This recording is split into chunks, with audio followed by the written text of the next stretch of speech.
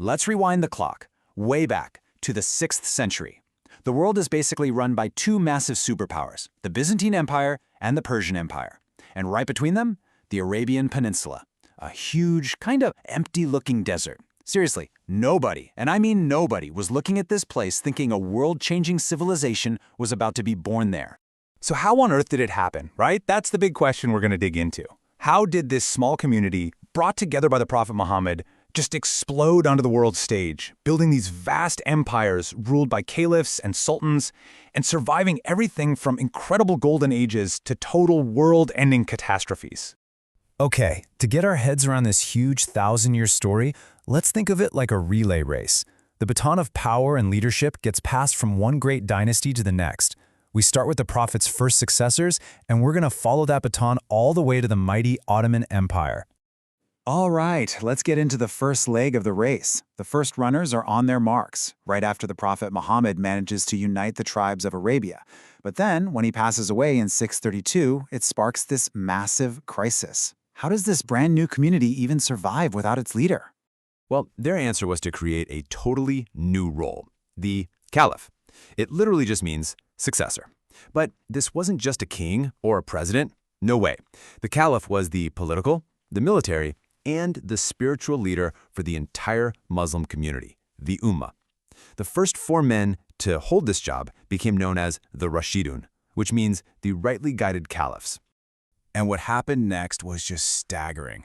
I mean, the speed and the scale were unbelievable. In just 30 years, these first caliphs didn't just set up a state with taxes and all that. They launched a wave of conquests that was just breathtaking. They pushed back the giant Byzantine Empire and completely erased the ancient Persian Sasanian Empire from the map. Gone. But here's the thing about that kind of explosive growth. It had a really dark side. While people often look back on it as this perfect golden age, it was actually filled with internal conflict and some serious power struggles. And if you need one stat to prove it, get this. 3 of those 4 rightly guided caliphs were assassinated. Yeah, those assassinations were not just a fluke. They were a sign of what was coming. All these tensions that were bubbling just under the surface were about to completely erupt and cause the first great schism, a split over who should lead that has echoed through Islamic history ever since. So here it is, the absolute heart of the issue. It all came down to one single question: who gets to be caliph? On one side, you had the group that would become the Shia. They believed the Prophet had specifically chosen his cousin Ali and that leadership had to stay within his family line. But on the other side, you had the group that would become the Sunnis. They argued, no, the community should choose its own leader. And this political fight would eventually harden into the biggest religious divide in Islam. So, who seized power out of all this conflict? A new dynasty, the Umayyads. They basically grabbed the baton for themselves and completely changed the rules of the game. They moved the capital to Damascus and made the Caliphate a hereditary monarchy, passed from father to son. Then they kicked off a second, massive wave of expansion, creating an empire that stretched from Spain all the way to India. But their rule, especially after the tragic killing of Ali's son at Karbala, was like pouring salt in the fresh wounds of that Shia-Sunni split. But the Umayyads' grip on power couldn't last forever. They were violently overthrown. A new dynasty, the Abbasids, snatched the baton, and they signaled a huge change in strategy. They turned the empire's focus away from constant conquest and looked inward, towards building an absolutely spectacular culture of knowledge and science. And to do this, the Abbasids built a brand new capital city from scratch, Baghdad. And it wasn't just some political center. For centuries, it was the intellectual and economic heart of the entire planet. It was a magnet for scholars, poets, scientists, and merchants from all across the known world. This, my friends, was the golden age of Islamic civilization. In Baghdad, scholars were obsessed with translating the great works of Greek philosophy and science into Arabic. They saved them from being lost to history forever, and, fun fact, eventually helped kickstart the European Renaissance. But they weren't just librarians. They were innovators. They built on all that knowledge, making giant leaps in medicine, math, and astronomy, while also creating timeless literature like the tales of Arabian Nights. But, as we all know, no golden age lasts forever. The huge Abbasid Caliphate started to crack.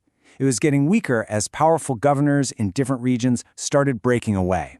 And as it fractured from the inside, some terrifying new threats were gathering on its borders. Think of it like this. The Abbasid Caliph in Baghdad was still the symbolic leader of Sunni Islam, but he didn't have the real power anymore. That had shifted. New dynasties were calling the shots, like the Shia Fatimids down in Egypt or the Turkic Seljuks. The Seljuks even introduced a new title, Sultan, which created this new reality. The Caliph was the spiritual leader, sure, but the Sultan held the actual political and military power. Then came the Ayyubids, founded by the legendary Saladin, who were laser-focused on fighting the European Crusaders. And then, a storm gathered in the Far East, the Mongols. United by Genghis Khan, they just exploded out of the steppes of Central Asia. They were a military force unlike anything the world had ever seen before. They were fast, they were brutal, and they seemed completely unstoppable. In 1258, that Mongol storm finally arrived at the gates of Baghdad, led by Hulagu Khan, one of Genghis's grandsons. His demand was simple, surrender. But the Caliph, the spiritual leader of the Sunni world for 500 years, he just couldn't bring himself to bow to what he saw as a pagan horde. It turned out to be a fatal miscalculation. The result was a catastrophe on a scale that's hard to even imagine. In 1258, the Mongols sacked Baghdad. They massacred its people and destroyed its great library, the famous House of Wisdom. The Caliph was killed. 500 years of Abbasid leadership, the vibrant heart of the Islamic Golden Age, was just extinguished, gone in an instant. So how does a civilization even begin to recover from that? Well, from the ashes of Baghdad, new powers rose to pick up the baton.